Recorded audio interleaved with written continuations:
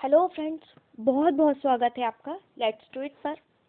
तो दोस्तों, जैसा कि आप सभी लोग जानते हैं, सीटेट के पेपर्स हो रहे हैं, 16 दिसंबर से शुरू हो चुके हैं। और जिन लोगों के पेपर अभी नहीं हुए हैं उनके लिए ये जानना बहुत ज़्यादा इम्पोर्टेंट हो जाता है कि अब तक जो पेपर हो चुके हैं, मतलब 2021 वाले पेपर्स की ही मैं बात कर रही हूँ, जो पेपर्स अब तक हो चुके हैं उनमें किस तरह के क्वेश्चंस आ रहे हैं, किन टॉपिक से ज़्यादा क्वेश्चन पूछ रहा है एग्जामिनर। तो चलिए आज हम यही देखेंगे, यही पूरा एनालिसिस करेंगे कि अब तक जितने भी पेपर हो चुके हैं उसमें से ज़्यादातर क्वेश्चंस कहाँ से आए हैं। और देखिए, ऐसा तो नहीं होता कि ज़्यादातर क्वेश्चंस रिपीट हो जाएं, लेकिन हाँ, ये ज़रूर फ़ायदा होता है कि हम उन क्वेश्चंस को देख के ये अंदाज़ा लगा सकते हैं कि ये टॉपिक्स आजकल एग्जामिनर के फेवरेट टॉपिक बने हुए हैं, यहाँ से यहाँ से क्वेश्चन आने के ज़्यादा चांसेस हैं। तो बस वही सब हमें देखना है। तो चलिए बस शुरू करते हैं।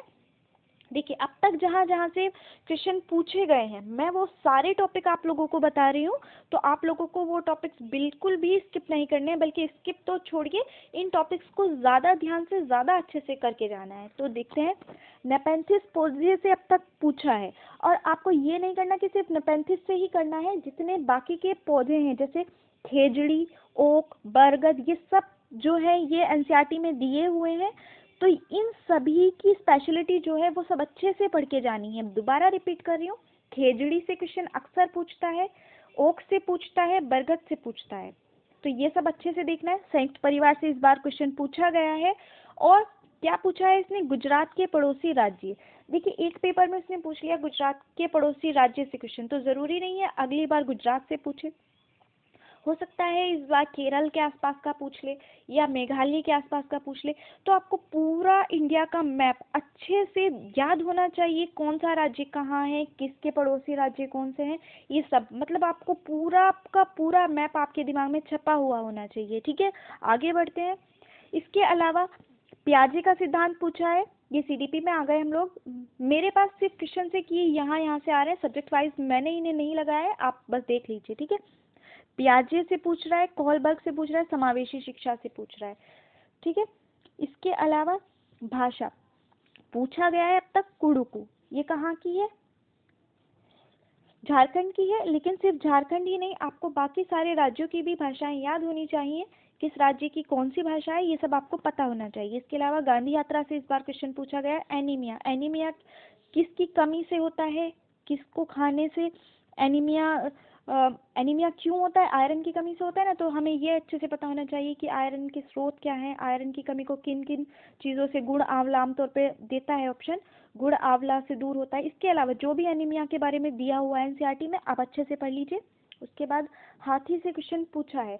आपको सिर्फ हाथी के बारे में नहीं पता होना चाहिए, इसके अलावा भी शेर, स्लॉथ, बाघ, जितने भी सांप आपके उसमें दिए हुए हैं बुक्स में, जितने भी पक्षी दिए हुए हैं, उन सब की जो जो खासियत है, जो जो उनके बारे में इम्पोर्टेंट बातें हैं, वो सब कुछ आपको अच्छे से पता होना चाहिए। हाथी को तो खैर छोड़ना ही नहीं है, क्योंकि ये पूछा जा चुका है, दोबारा पूछ सकता है।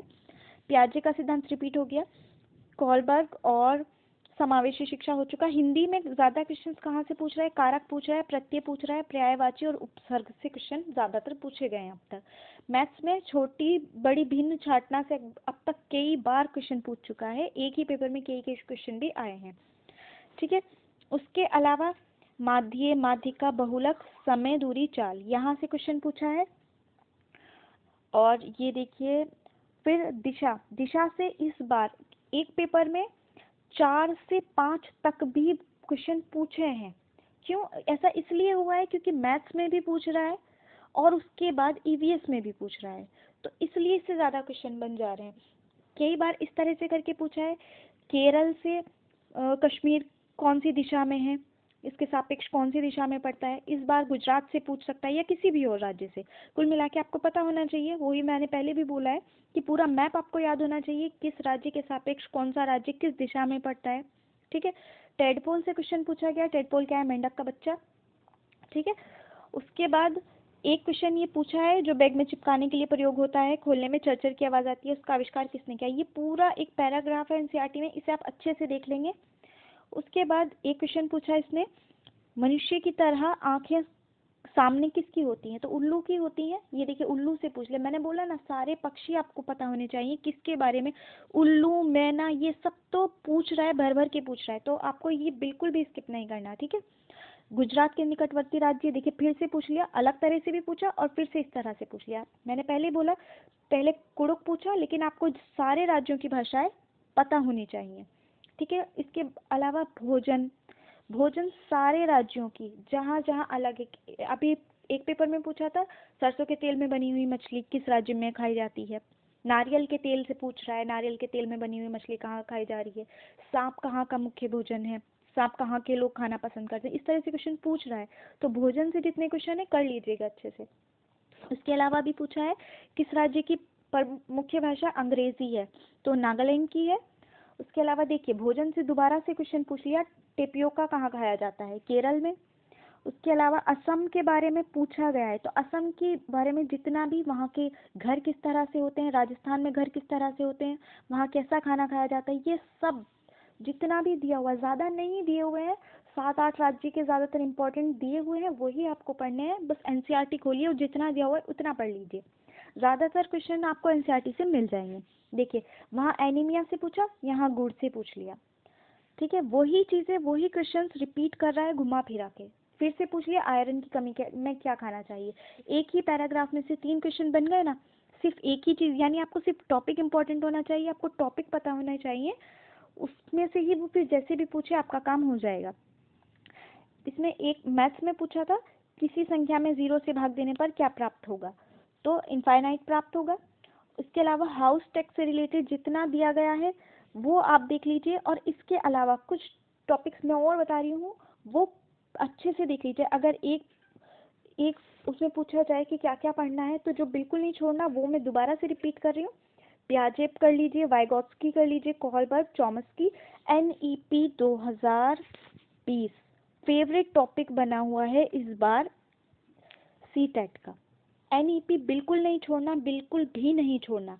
इसमें से बहुत ज़्यादा क्वेश्चन पूछे गए हैं, अब तक सबसे ज़्यादा क्वेश्चन इसी टॉपिक से आए हैं, तो इसको अच्छे से पढ़िए, डिटेल में समझ लीजिए इसे। उसके अलावा एनसीएफ 2005 से भी पूछा है, लेकिन इसके कंपैरिजन में थोड़ा कम पूछा है, इससे ज़्यादा पूछ रहा है। आरटीई 2009 से भी पूछा है, मैप दिशा तो इस बार बना हुआ है इन लोगों का फेवरेट टॉपिक। टाइम से क्वेश्चन पूछ रहा है। भाषा अर्जन, भाषा अर्जन बिल्कुल नहीं छोड़ना, अच्छे से करके जाना है। ये समझ लीजिए आपकी पेडागोजी में मैक्सिमम क्वेश्चन भाषा अर्जन ही, आपकी लैंग्वेज जो भी है दोनों में मैक्सिमम क्वेश्चन यहीं से आने वाले हैं, बहुभाषिकता और भाषा अर्जन।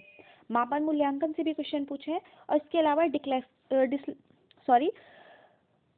डिसलेक्सिया से क्वेश्चन पूछे। इसके अलावा जितने भी ये इस तरह के थे, जितने भी ये ज़्यादा नहीं है, कैलकुलिया और डिसकैलकुलिया, ये 2-4 हैं, 5 हैं शायद टोटल, ये आप लोगों को अच्छे से कर लेने हैं। ज़्यादा नहीं, सिर्फ ये कि ये किसके लिए है, इस बीमारी में क्या होता है, इसमें किसी में मैथ्स में कैलकुलेशन में प्रॉब्लम होती है, डिसलेक्सिया में पढ़ने में हो रही है, डिसग्राफिया में लिखने में होती है, तो ये सब आपको अच्छे से पता होना चाहिए। बस ज़्यादा मुश्किल नहीं है सीटेट, आपको टॉपिक्स का अंदाज़ा हो चुका होगा अब तक, क्वेश्चन कहाँ से पूछ रहा है, अच्छे से इन टॉपिक को कवर कर लीजिए और बस पढ़ते रहिए। अपना ख्याल रखिए, और आप लोगों के पेपर के लिए बेस्ट ऑफ लक, अच्छा होगा सब, तो बिना टेंशन के पढ़ते रहिए। और तो बस आज के लिए इतना ही। मेरी वीडियोस पसंद आ रही है प्लीज़ लाइक कीजिए, अपने दोस्तों के साथ शेयर कीजिए, मेरे चैनल को सब्सक्राइब करना प्लीज़ मत भूलिए। तो मिलते हैं अगली वीडियो में। Thank you so much.